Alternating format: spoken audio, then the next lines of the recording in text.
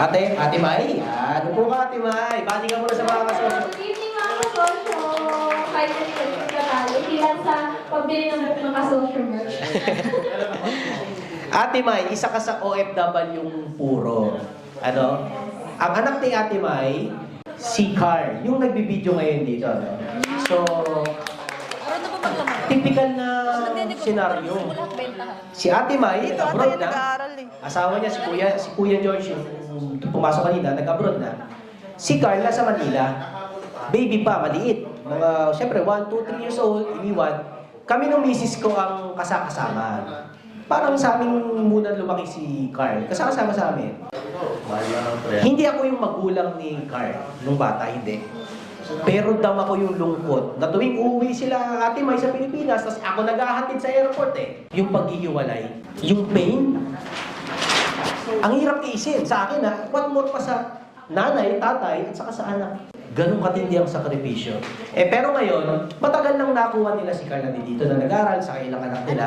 At maayos naman ang buhay. Although syempre may mga struggle pa rin. Syempre, kapamilya ko si Ate Mai, nakabalita ko yung ibang problema.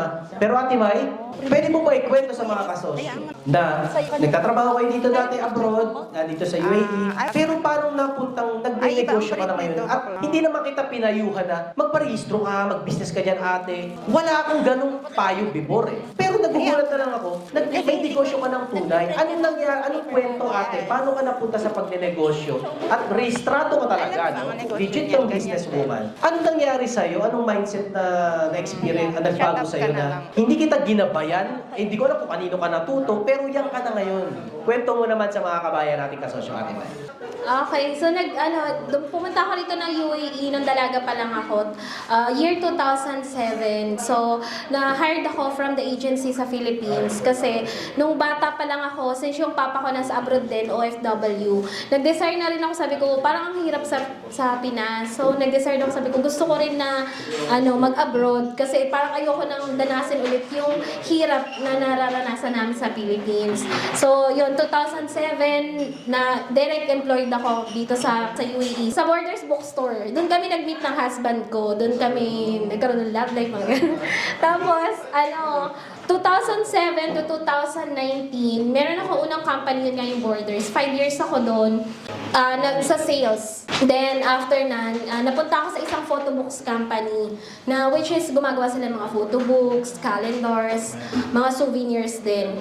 Sabi ko noon dati na gusto ko yung ganitong business na kapag nag-for good na ako sa Philippines, gusto ko na ganito din yung magiging business ko kasi hilig ko talaga is crafting. Then, umalis ako dun sa company nila. 5 years ako na-experience din dun sa kanila.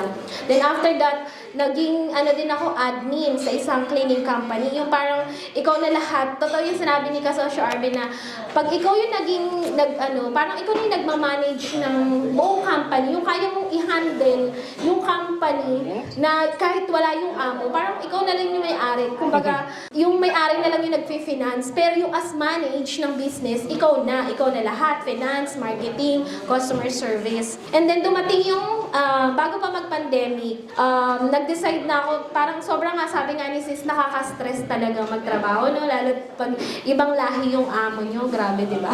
Alam na yan ng mga kasosyo dito na mga employee dati.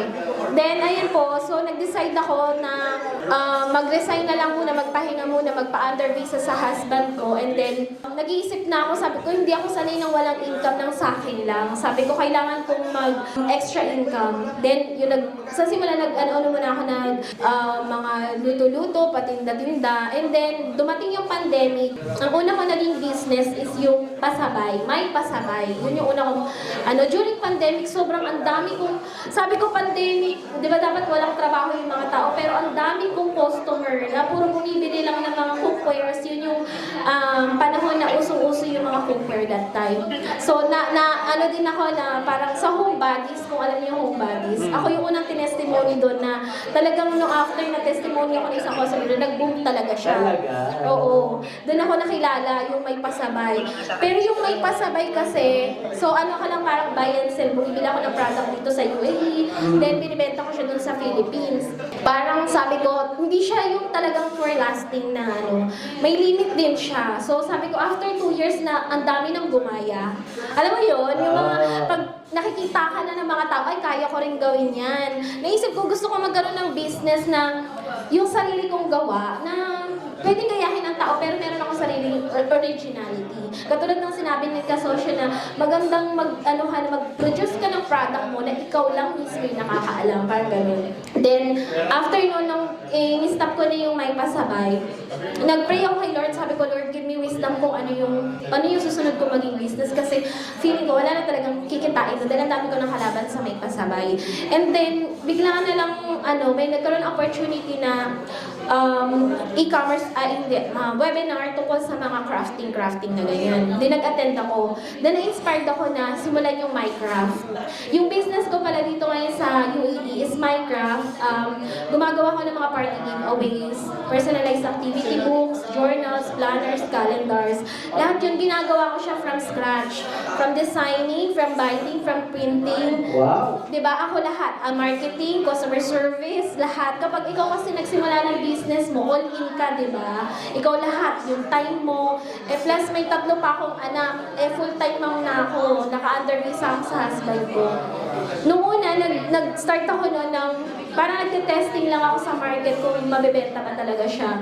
And then sabi ko, may ano pala dito, yung una kong benta, sabi ko, tuwang-tuwa ako kasi sabi ko, ginawa ko from scratch, tapos yung feeling na nabenta ko siya, nagkaroon ako ng pera nang gawa ko talaga na ako yung nagsimula. Parang ang sarap-sarap sa feeling ng ganun. Hanggang sabi ko, ay, kaya ko palang magbenta dito, nang ako lang yung gumawa, nang wala akong kinukopya, wala akong binibili sa iba. Then na yun, nagsimula na hanggang nagkaroon ako ng market, which is yung mga nanay talaga, na katulad ko, na mga stay-at-home mama, yung mga mommies na mahilig maggawa ng parties, lagi yung mga first birthday, gano'n, yan usually mga ano. Hanggang sa, sabi ko, after 6 months, pwede na yung parang natatakot na ako magbenta ng walang lisensya. Kinabahan, nauna kayong kabahan, te, sa kanya na-realize na magparehistro. Oo. Actually, nag-test lang naman ako kung bebenta yung product ko. Pero within 6 months na yun, grabe yung benta ko siya. Tapos sabi ko, ayoko ng ganito na kinakabahan ka. Wala kang legalities. At saka, kailangan maging masunurin din tayo sa UAE. Kasi ang hirap. Kasi mabait yung UAE. Nagbibigay sila ng opportunities sa mga kagaya natin na gusto na mag-business. Diba? So, mag-follow na lang tayo sa rules nila. So, yun. Nagtanong ako, meron kami mga crafter moms din na grupo. Nagtanong ko kung paano sila nag-register. Hanggang yun sa sunod-sunod na, and praise God talaga na si Lord yung nag-provide na magkaroon ako ng sarili kong trade license. Pero yung license ko na yun is online lang. Doon lang sa online. Yan usually talaga, mga customer ko lang is sa FB page ko lang siya bumibili. Nagme-message, mga ganun. And then yeah, praise God nga, umabot na ako ng 2 years. Then last year November, naka 2 years na yung Minecraft. Dati parang hindi ko in-imagine magiging businesswoman ba ako. Parang kaya ko lang yung sa sales, yung magbenta-benta. Pero sabi ko, ayoko na ayoko na yung sa sales, yung magbenta-benta. Kaya nag-shift din ako nun sa office para sabi ko, ayoko na kumausap ng tao. Pero kung yung gift mo pala talaga is yung ganun, yung kumausap mag-customer service, kasi may experience din ako sa sales and customer service.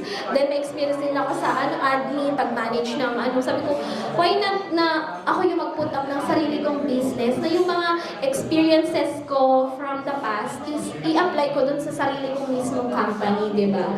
Kaya sabi ko, Lord, thank you Lord sa wisdom, tsaka sa provision na binibigay niya.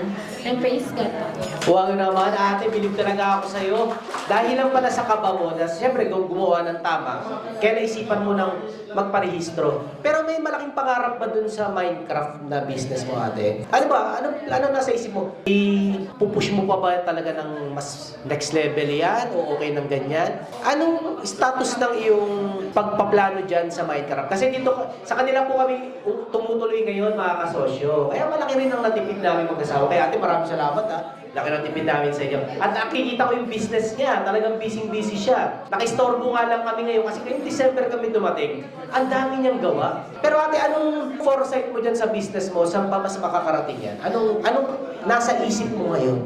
Ayun, pinagpipray ko din na bigyan ako ng Lord ng wisdom. Pero gusto ko talaga mag-level up yung Minecraft, na magkaroon siya ng physical store.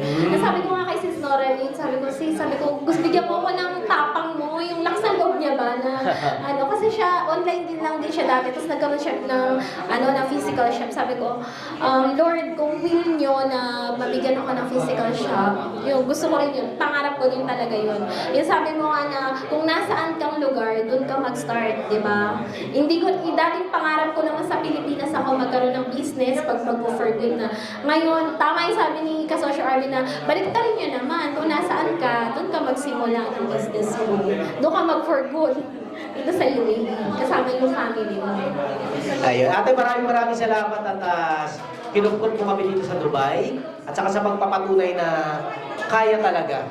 So, inspirasyon ka rin dito, ate. Ate, sabihin mo naman yung page mo at saka kung saan kanila pwede makontak, malamang may ibang mga gusto rin humingi sa'yo ng payo, paano mo na gawa yan na mother ka, tapos hataw ka sa trabaho, tapos legal. Alam ko marami kang pang may inspire o mabibless din, ate. Saan kanila pwede makontak? Ayun po, pwede niyo po ako na-contact sa FB page ko, mycraft, MHAI, then craft, CRAFT.